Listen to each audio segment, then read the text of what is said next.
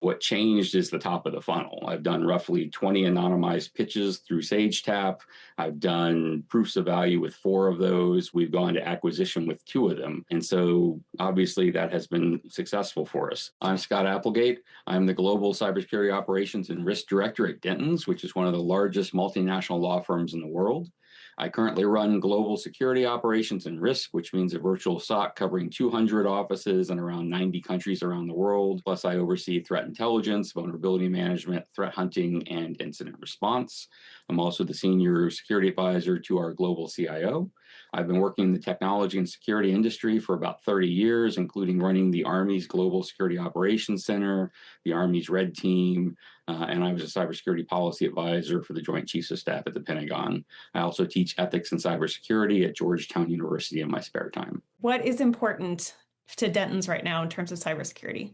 We are looking at some current projects. We're looking at some AI and automation to reduce the workload on analysts, to surface things that require human attention. Things like simple phishing, I can automate that away. But there are other phishing and things that come in that are very subtle that do require human eyes and do require someone to run checks. And so that's where we're trying to narrow the gap right now. What's more important to me right now is organizational, because a law firm isn't a corporation. And Dentons isn't even a single law firm. It's a Swiss Verein that's composed of roughly 50 independent law firms around the world.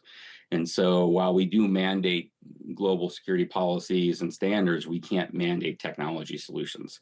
And so the structure exists for really good commercial and legal reasons. But if I want to put a new solution in place, I have to sell that solution not just once, but repeatedly to different sets of leaders who are balancing different competing demands. And that's harder than the technical work in a lot of times. Have you found the best strategies to do that? It's a lot of talking to leaders and trying to understand what their major challenges are, how security can assist them in solving those challenges, and how we can do that at a global scale when dealing with different people, different cultures, different technology bases, things of that nature. So it can be very challenging. So there's a lot of influence involved, and that's really the starting point. What is your process for staying ahead of the curve yourself? I pay attention to what's going on in the news. I pay attention to new technologies. I listen to podcasts. I pay attention to people like Gartner. Sagetap helps. There's a lot of very innovative and new vendors in your vendor pool. Being exposed to them gives us a lot more information on where the industry is moving, how it's moving, and what new solutions are coming on the market. Is there a challenge out there that you think deserves more attention than it's getting right now? I would say there's a growing tier 1 analyst problem, because right now we're automating away the tier 1. Everybody's celebrating that. It's a great thing. It's real efficiency. What nobody's discussing is that tier 1 is where senior analysts come from. We don't just pop out senior analysts with those skill sets. They learn that by being junior analysts and by learning pattern recognition and building the instinct to look at something and see when something feels wrong.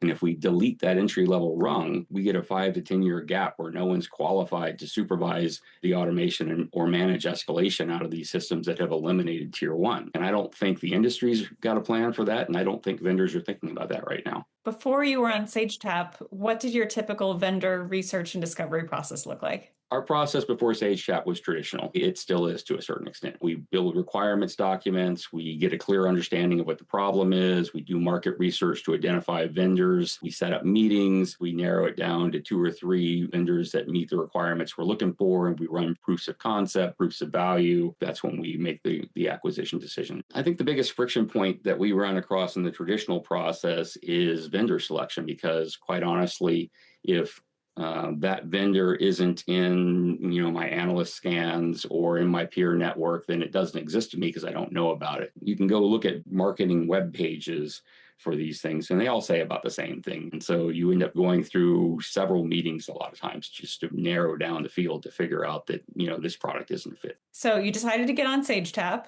hopefully to solve some of those issues. How has your Sagetap experience been? I think it's been a good experience. What changed is the top of the funnel. I've done roughly 20 anonymized pitches through Sagetap. I've done proofs of value with 4 of those. We've gone to acquisition with 2 of them. And so obviously that has been successful for us. And the mechanic that makes that work is actually the 30-minute meeting cap. That really forces a vendor to get straight to the value proposition and the important details. And if they can't get that to you in 30 minutes, it's a clean cut. You don't have a relationship to manage. You can move on. You can go look at a different vendor. I think that's really valuable and worth something. So let's talk about the ones that have been successful. Tell me about the vendors that you found and what your experience has been like with them. The main one I would talk about is KnowBe4, which is a phishing simulation and security awareness company. We did have a vendor in-house that we were already using, but we wanted to go out and evaluate some different products because of some of the shortcomings that vendor had. As I said, we work in 90 different countries around the world, so you have to try to do these things in native language because that changes their perception, that changes their awareness. And so that made a big difference for us. And that's why we eventually went with KnowBe4, was because of that robust language support they had. And some other customizations and features they had on the platforms. And so from my perspective, that made a huge difference. For me, when I evaluate vendors, I look at it from 4 questions. First, does it close a gap that I'm actually concerned about and that has been identified to me through some real means? Second is, can the project actually integrate into my environment? Because I'm in a very weird, complex environment. My third question is usually, does it add or reduce workload for my SOC? Because we have a very small team. And then finally, do I have the resources to deploy, integrate, and manage that in a reasonable time frame? For KnowBe4, it was a combination of ease of integration, compatibility with our environment, and the language support that really sold it for us. If there is another leader who is like you, but they're not on Sagetap yet, what would you tell them? I would tell you it's worth trying because you're going to get exposed to a lot of different vendors. The way Sagetap works is you can essentially put up what your current initiatives are, and then you can filter off the vendors that are on the platform for the ones that actually are focused on that. But on the other side of the coin, sometimes vendors will see your initiative and will reach out to you and ask you to come to their pitch session too. So that's always nice. In at least one of those cases, we did go to a POV with that vendor. It's put vendors in front of me that I wasn't going to find on my own, and that cuts the cost of finding out whether those vendors actually matter to me, and that is definitely worth something.